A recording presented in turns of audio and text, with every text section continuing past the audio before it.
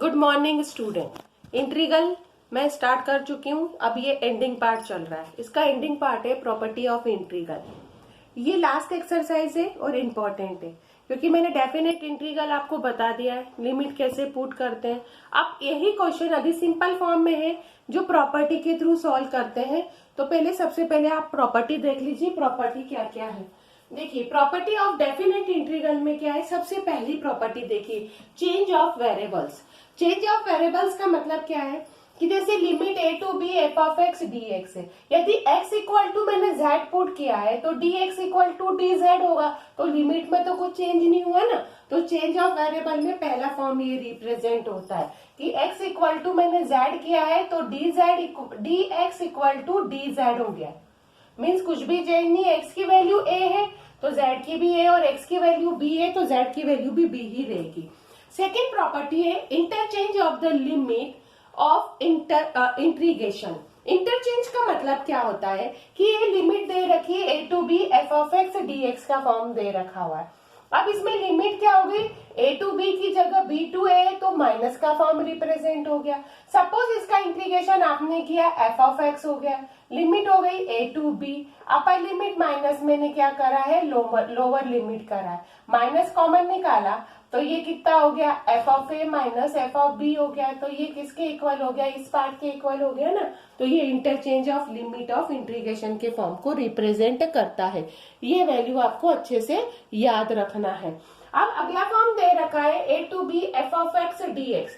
इसको किस में अरेंज करोगे, एक नई लिमिट लोगे c के फॉर्म में, a to C F of x D X, C to B F of x D X का फॉर्म। मतलब ये जो वैल्यू आपके पास दे रखी है ना, ये वैल्यू आपको रिप्रेजेंट करती है मॉड वाली कैटेगरी में। मॉड का मतलब क्या है कि सपोज आपके पास दे रखा है 0 to 4 mod of x minus 1 dx का फॉर्म, तो x इक्वल टू कितना हो गया है, 1 हो गया ना। तो लिमिट कितनी हो गई, 0 to 1 और 1 to 4 के पार्ट को रिप्रेजेंट करे। एक नई लिमिट आ गई है तो वही नई लिमिट क्या रिप्रेजेंट करती है, c के पार्ट को रिप्रेजेंट करती है। अगला फॉर्म होता है a to B F of x D X equal to a to B F of a plus b minus X का फॉर्म होता है। तो ये वाली जो लिमिट यूज होती है ना, जब आपके पास फॉर्म दे रखा है पाई बाय 6 से पाई बाय 3 की कंडीशन, मतलब दो लिमिट को ऐड करके यदि 90 डिग्री आता है तब ये वाले फॉर्म को रिप्रेजेंट करता है। 90 डिग्री आने का रीजन होता है कि क्वाड्रेंट में इजीली कन्वर्ट करना। कैसे हो गया, जैसे पाई बाय 6 से पाई बाय 3 दोनों को ऐड करा तो पाई बाय कितना हो गया, 2 हो गया, तो ये क्वाड्रेंट में कन्वर्ट हो जाएगा। अगली फिफ्थ प्रॉपर्टी तो डायरेक्ट क्वाड्रेंट के फॉर्म में आएगी, 0 to pi, 0 to pi by 2। तो ये वाले फॉर्म से आप इजीली इनको क्या कर सकते हैं, सॉल्व कर सकते हैं। 0 टू पाई बाय 4 भी आई तो आप क्या लगा सकते हो, फॉर्मूले के अकॉर्डिंग इसको सॉल्व कर सकते हो। नेक्स्ट प्रॉपर्टी आती है 0 to 2a F of x D X. अब इसको भी दो पार्ट में अरेंज कर सकते हैं। 0 टू 2a में 0 टू a और 0 टू a, एक तो डायरेक्ट आ गई है और एक इससे किससे माइनस करेंगे आप, कोई क्वाड्रेंट जैसे 2 पाई दे रखा है तो 2 पाई माइनस एक्स के फॉर्म को रिप्रेजेंट कर रखी है। तो ऐसी वैल्यू भी क्या होती है, यहाँ पर यूज की जा सकती है। नेक्स्ट आती है 0 to 2a F of x D X. अब इसमें क्या रहता है, सबसे पहला फॉर्म 2 आगे आ गया, जैसे 2 पाई आ गया, 2 आगे आ गया तो 0 टू पाई बाय 2 में कन्वर्ट हो जाएगी। तो 0 to a F of x D x में f of 2a minus x किसके वैल्यू के इक्वल होती है, एफ ऑफ एक्स के, ये और 0 आ गया तो ये माइनस एक्स के इक्वल हो जाएगी। नेक्स्ट और लास्ट प्रॉपर्टी होती है minus a to a F of x D X. ये वाली कैटेगरी क्या होती है, ऑड और इवन की कैटेगरी को रिप्रेजेंट करती है। यदि इसके अंदर इवन आ रहा है, जैसे आ रहा है minus a to a sine square x, even आ गया ना स्क्वायर की कंडीशन, तो पहला वाला फॉर्म रिप्रेजेंट होता है। और यदि आ गया साइन की पावर 7x तो वो सेकेंड वाले फॉर्म को रिप्रेजेंट करेगी। मतलब इसका आंसर क्या होगा, 0 के पार्ट को रिप्रेजेंट करता है। पहली प्रॉपर्टी क्या आती है, चेंज द वेरिएबल, इसमें कुछ भी चेंज नहीं होता है। बाकी x के प्लेस पर z हो गया, t हो गया, थीटा हो गया, u हो गया, v हो गया, कोई भी कंसेप्ट यूज होता है। Interchange of limit of integration में क्या यूज होता है, सिर्फ a to b limit convert होती है माइनस बाहर निकाल के b टू a में। और थर्ड वाली प्रॉपर्टी में c जो आता है ना, c वाला पार्ट, ये हमेशा मॉडुलस वाली क्वेश्चन के फॉर्म को रिप्रेजेंट करती है। ये 90 डिग्री में कन्वर्ट करने के लिए यूज किया जाता है। ये 90 डिग्री 2 पाई इस फॉर्म के दे रखे हो तो उसमें यूज किया जाता है। यदि ये 0 to 2 है तो उसको 0 to a और 0 to a दो पार्ट में अरेंज करने के लिए यूज किया जाता है।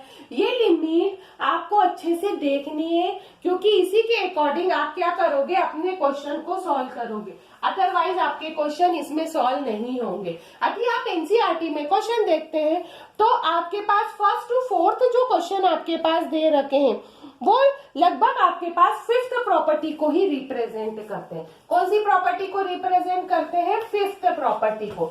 वहां पर जब आप कोई भी आंसर क्वेश्चन सॉल्व करते हैं तो 5th प्रॉपर्टी ऐसे नहीं लिखा जाता है, आपको प्रॉपर्टी इंडिकेट करना पड़ता है। कौन सी करेंगे? जैसे 0 to 2a का फॉर्म आपने इंडिकेट करा।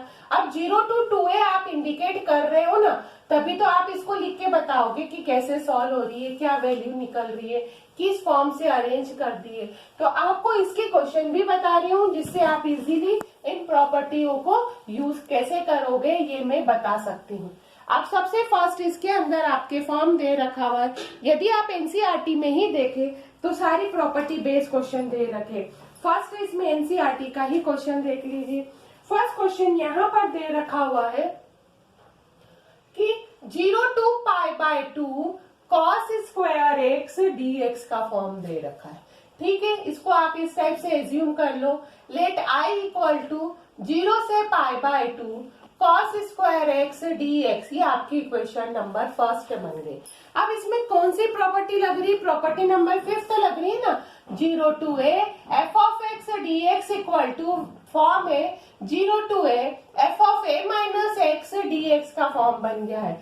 मतलब i इक्वल टू हो गया है 0 से π/2 cos square π/2 minus x dx का फॉर्म बन गया है। तो i इक्वल टू हो गया 0 से π/2 sine square. cos 90 minus theta किस में कन्वर्ट होता है? साइन स्क्वायर थीटा में। ये सेकेंड पार्ट हो गया है। फर्स्ट प्लस सेकेंड कर दो, i प्लस i तो कितना हो गया है? 2i हो गया है। 0 से π/2 हो गया है cos square x dx plus 0 से π/2 हो गया है साइन स्क्वायर x dx का फॉर्म। ठीक, अब 2i इक्वल टू हो गया है 0 से π/2 cos square x plus sine square x dx का फॉर्म हो गया। इसकी स्टैंडर्ड वैल्यू कितनी होती है? 1 होती है। तो 2i इक्वल टू हो गया 0 से π/2 dx। dx का इंटीग्रेशन कितना होता है? x होता है ना। तो 2i इक्वल टू हो गया है x लिमिट 0 से π/2। तो 2i इक्वल टू हो गया है π/2 minus 0 upper limit minus lower limit. इसका आंसर कितना आ गया है? π/4 के फॉर्म को रिप्रेजेंट कर रखा है। कोई क्वेश्चन बड़ा नहीं है, बस प्रॉपर्टी इसमें लगाओ, इतना ही इजीली सॉल्व हो जाएगा। अब इसमें question number first, question number second, question number third, ये आपके पास question number fourth, question number ये फोर्थ तक तो same as it is form बन रखा है। अब इसका एक और क्वेश्चन मैं आपको बता देती हूँ, दो क्वेश्चन आप इजीली सॉल्व कर सकते हो। सबसे पहले मैंने सेकंड बताया है, लेट i इक्वल टू है 0 से π/2 root sine x upon root sine x plus root cos x dx का फॉर्म बन गया। इसको आप इक्वेशन फर्स्ट बनाओगे, फिर इसमें यही प्रॉपर्टी लगाओगे। प्रॉपर्टी सेम है तो यही प्रॉपर्टी लगेगी। i इक्वल टू हो गया 0 से π/2 under root sine 90 minus theta, है ना, अपॉन तो 90 माइनस x हो गया, ये हो गया साइन 90 माइनस x हो गया, प्लस कॉस 90 माइनस x हो गया, और ये कितना हो गया? dx का फॉर्म हो गया। तो i इक्वल टू हो गया 0 से π/2 अंडर रूट कॉस x हो जाएगा, ये भी हो गया अंडर रूट कॉस x हो गया, ये अंडर रूट साइन x हो गया, और dx का फॉर्म हो गया। ठीक है, दोनों को ऐड कर दी, इक्वेशन फर्स्ट और सेकंड को ऐड करा, ये आ गया 2i 0 से π/2। अब देख लेना दोनों के आपके पास डिनोमिनेटर दोनों के क्या दे रखे हैं? सेम दे रखे। तो डिनोमिनेटर में कुछ चेंज नहीं है तो आपका डिनोमिनेटर सेम आ जाएगा। ये आ गया sine X plus under root sine X plus under root cos X, और ऊपर के एज इट इज आ गए sine X plus under root cos X dx का फॉर्म आ गया। ये पूरी value cancel 2i equal to 0 to π/2 dx आ गया। 2i इक्वल टू हो गया x, limit 0 to pi by 2, 2i equal to pi by 2 minus 0, i की वैल्यू कितनी बनी, पाई बाय 4। बन गया ना इसमें क्वेश्चन। तो ये आपका क्वेश्चन कौन सा बन गया है, सेकंड का फॉर्म। इजीली इसके अंदर क्या हो गया है, सॉल्व हो गया है। तो आप इसके आगे के थर्ड और फोर्थ क्वेश्चन आप लोग सॉल्व कर सकते हो, क्योंकि थर्ड और फोर्थ क्वेश्चन बड़े नहीं है, इसी फॉर्म को रिप्रेजेंट कर रखे हैं। तो ये वैल्यू आपके पास सॉल्व हो जाएगी। अब अगला क्वेश्चन देखिए, क्वेश्चन नंबर 5 देखिए। क्योंकि इसमें सेम प्रॉपर्टी है तो एक ही क्वेश्चन को बार बार रिपीट भी करेंगे तो भी आप बोर हो जाओगे, और क्योंकि आपको भी सॉल्व करने के लिए कुछ क्वेश्चन चाहिए। अब नेक्स्ट क्वेश्चन मॉडुलस वाले हैं, जो सी वाली फॉर्म प्रॉपर्टी को रिप्रेजेंट कर रखा है। ये चीज आपको ध्यान रखना है कि सी वाली कौन सा फॉर्म रिप्रेजेंट करने के लिए मैंने कहा था। अब देखिए क्वेश्चन नंबर 5 यहाँ दे रखा हुआ है -5 से 5 mod of x plus 2 dx का फॉर्म दे दिया है। ठीक है, ये आपके पास क्वेश्चन दे दिया है। अब इस वैल्यू को आप कैसे अरेंज करोगे। सबसे पहला फॉर्म देखिए, यहाँ पर सबसे पहली कैटेगरी लिखोगे, let mod of x plus 2 equal to में दो कैटेगरी बन रही है, एक तो माइनस की x प्लस 2 बन रही है और एक प्लस की x प्लस 2 बन रही है। ठीक है, अब इसकी लिमिट कैसे निकालोगे सी वाले पोर्शन में। तो let x plus 2 equal to 0, x की वैल्यू कितनी निकलेगी, -2 के पार्ट को रिप्रेजेंट करेगी। मतलब ये हो गया -5 से -2 प्लस -2 से 5। ठीक है, मॉड में ये नेगेटिव है तो रिप्रेजेंट कर रही है -x प्लस 2 dx का फॉर्म रिप्रेजेंट कर रखा है, और ये x प्लस 2 dx का फॉर्म रिप्रेजेंट कर रखा है। अब ओवरऑल में आप क्या करोगे, माइनस को कॉमन निकालोगे। प्रॉपर्टी तो लिखोगे a टू b लिखोगे ना, f ऑफ x से dx का फॉर्म लिख रहे हो, फिर इसको लिखा a to c plus c to b वाला फॉर्म लिखा है। तो यही कैटेगरी यहाँ पर रिप्रेजेंट कर रखी है तो वही, बस मॉड में नेगेटिव और पॉजिटिव दोनों रिप्रेजेंट करता है। अब इसको अलग अलग इंटीग्रेशन करो, माइनस हो गया x² बाय 2 -5 से -2 के फॉर्म में। ठीक है, ये माइनस लग रहा है, फिर यहाँ लगाया -2, x लिमिट है -5 से -2 प्लस x² बाय 2 लिमिट है -2 से 5 प्लस 2 कॉमन निकाला, x लिमिट है -2 से 5 के फॉर्म को। अपर लिमिट माइनस लोअर लिमिट रखेंगे तो वैल्यू आ गई, 2 का स्क्वायर कितना होता है, 4/2 हो गया। बीच में साइन माइनस का होता है, अब फिर क्या, -5 का स्क्वायर कितना होगा, 25/2 हो गया। ठीक है, अब ये माइनस का 2 है, अपर लिमिट माइनस लोअर लिमिट रख दिया तो बीच का साइन माइनस है, माइनस माइनस प्लस हो गया। यहाँ पे रखेंगे तो 25/2 माइनस ये कितना हो जाएगा, 4/2 प्लस 2 हो गया है, 5 प्लस 2 के फॉर्म को रिप्रेजेंट कर रखा है। अब ये तो बचा है माइनस का 21, माइनस माइनस कितना हो गया, प्लस 21/2 हो गया। ये वैल्यू आ गई है 3 माइनस 2 कितना होता है, माइनस का 6 होता है, प्लस 21/2 हो गया। और ये कितना हो गया, 5 प्लस 2 कितना हो गया, 7 इंटू 2 कितना हो गया, 14 के पार्ट को रिप्रेजेंट करेगा। अब इसको आप कैसे सॉल्व करेंगे, तो यहाँ का फॉर्म देखिए, 21 प्लस 21 कितना होगा, 42/2, 42/2 यानी 21 हो गया, प्लस के कितने हो गए हैं, 14 हो गए, और माइनस के 6 हो गए। तो ये हो गया है 35 माइनस के 6 के पार्ट को रिप्रेजेंट करेंगे। 35 माइनस 6 कितना होता है, 29 के फॉर्म को रिप्रेजेंट कर रखा है। तो ये आपका आंसर हो गया है। अब देखिए इसमें क्वेश्चन एक समान ही है सारे। अब इसी टाइप का क्वेश्चन, अब अगला क्वेश्चन इस टाइप का ही बन रहा है कि नहीं बन रहा है वो भी आप देख सकते हो। इसके कौन सा क्वेश्चन है, जैसे वो दे रखा है 8 to 5, मतलब नेक्स्ट क्वेश्चन जो दे रखा है 6 क्वेश्चन आप इजीली सॉल्व कर सकते हो। ये वही मॉडुलस की कैटेगरी को ही रिप्रेजेंट कर रखा है। अब मैं नेक्स्ट क्वेश्चन बता रही हूँ, क्वेश्चन नंबर 7। अब इसमें कौन कौन सी प्रॉपर्टी यूज होगी। एक समान प्रॉपर्टी वाले क्वेश्चन एक एक में करवाऊंगी, बाकी आप लोगों के लिए प्रैक्टिस के लिए एक एक क्वेश्चन खुद को ही सॉल्व करना चाहिए। अब अगला क्वेश्चन देख लीजिए। अगला क्वेश्चन का पार्ट यहाँ पर दे रखा हुआ है 7th वाले का, 0 to 1 x 1 plus 1 minus x की होल पावर n और dx का फॉर्म रिप्रेजेंट कर रखा है। देखा जाए तो इसमें भी प्रॉपर्टी नंबर कौन सी लग रही है, फिफ्थ ही लग रही है। कौन सी लग रही है, a2x वाली ही लग रही है। तो यहाँ पर 0 to 1 1 माइनस एक्स हो गया। यहाँ पर देखना 1 x के प्लेस पर 1 माइनस एक्स की होल पावर n और dx। कौन सी property, 0 to a f of x dx equal to लग रही है 0 to a f of a minus x और dx का फॉर्म लग रहा है। यहाँ पर आ गई value 0 to 1 1 minus x 1 minus 1 plus x की होल पावर n dx। 1 से 1 कैंसल हो गया। 0 to 1 1 माइनस एक्स एक्स की पावर n dx हो गया। इसका इंटू इधर कर दो। 0 to 1 एक्स की पावर n और एक्स की पावर n प्लस 1 dx का फॉर्म हो गया। अब इसका इंटीग्रेशन अलग, इसका इंटीग्रेशन एक्स की power n plus 1 upon n plus 1 हो गया। लिमिट हो गई है 0 to 1।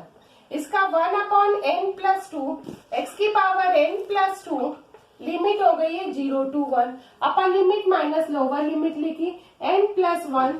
1 की पावर कुछ भी हो तो 1 ही आएगा, ये 0 आ गया। 1 अपॉन n प्लस 2 1 माइनस 0 का पार्ट रिप्रेजेंट कर रखा है। अब इनको सॉल्व करेंगे तो 1 upon n plus 1 minus 1 upon n plus 2। आप चाहो तो एलसीएम ले लो n प्लस 1 n प्लस 2 के फॉर्म में। तो n plus 2 minus n minus 1 n से n कैंसल, आंसर हो जाएगा 1 अपॉन n प्लस 1 और n प्लस 2 के पार्ट को रिप्रेजेंट कर रखा है। कुछ भी नहीं है, इसकी वैल्यू सेम और एज इट इज पार्ट को ही रिप्रेजेंट कर रखा है। देखा जाए तो हर एक पार्ट इसी में रिप्रेजेंट हो रखा है। अब एक और क्वेश्चन आपको मैं बता देती हूँ। अब हर एक प्रॉपर्टी इसमें देखिए, प्रॉपर्टी नंबर 5 आपके पास बहुत टाइप से यूज हो रही है, क्योंकि हर एक क्वेश्चन में यूज हो रही है। जरूरी नहीं है कि वो π/2 का ही कंसेप्ट हो। बिगर π/2 में, जैसे ये क्वेश्चन नंबर 7, ये π/2 का कंसेप्ट नहीं था, तो भी ये वैल्यू क्या हो रही है, इजीली इसके अंदर सॉल्व हो रही है। अब अगला क्वेश्चन देखिए। अगला क्वेश्चन इंपॉर्टेंट है, 8th क्वेश्चन। ये लास्ट क्वेश्चन इस वीडियो का बताऊंगी, बाकी मैं जितने आगे के पार्ट है वो नेक्स्ट वीडियो में बताऊंगी। 1 प्लस tan x dx के फॉर्म को रिप्रेजेंट कर रखा है, ठीक है। इसको हमने आई एज्यूम किया, ये हो गया आपका फर्स्ट। इसमें भी वही प्रॉपर्टी लग रही, property number 5th 0 to a f of x dx का फॉर्म लग रहा है। मतलब i इक्वल टू हो गया 0 to π/4 log 1 plus tan π/4 minus x dx का फॉर्म बन गया, ठीक है। यही फॉर्म बन रहा है ना इसके अंदर। तो ये हो गया i 0 to π/4 log, इसको करा 1 tan a माइनस b का फॉर्मूला लगाया, tan a मतलब tan π/4 minus tan x upon 1 plus tan π/4 tan x बन गया इसके अंदर यही फॉर्म, ये वैल्यू बन गई है। i इक्वल टू हो गया 0 to π/4 log 1 plus 1 minus tan x upon 1 plus tan x आ गया फॉर्म में, कुछ भी चेंज नहीं हुआ ना वैल्यू में।